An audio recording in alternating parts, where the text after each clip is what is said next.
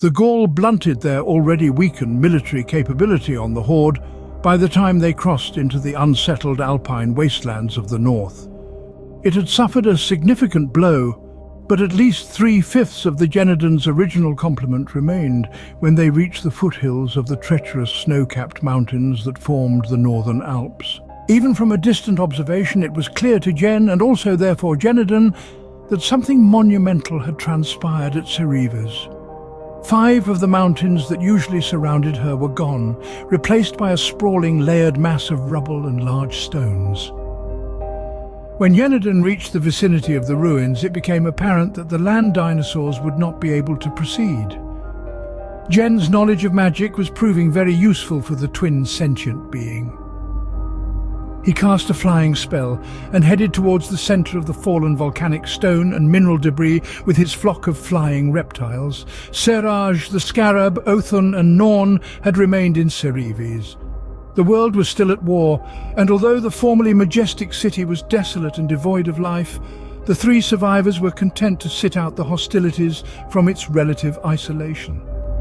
Garan and Alcaraid had already left the area.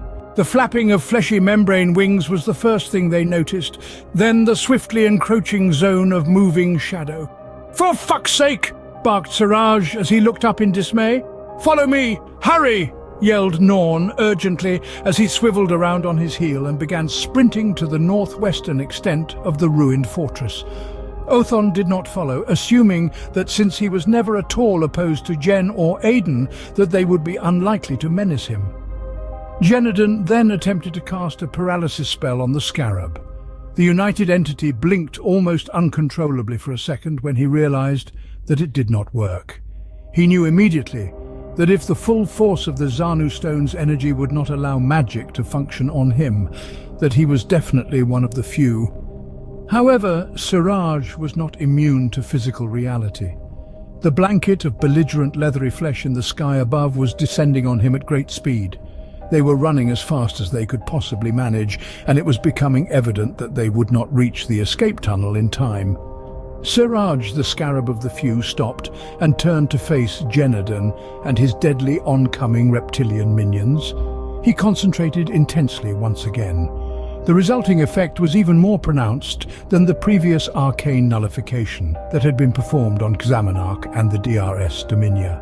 It wrenched the magic from the area with visible waves of translucence radiating from Siraj's head that caused a shudder within what they struck. Jhennaden was torn apart from the sheer force of the anti-magic.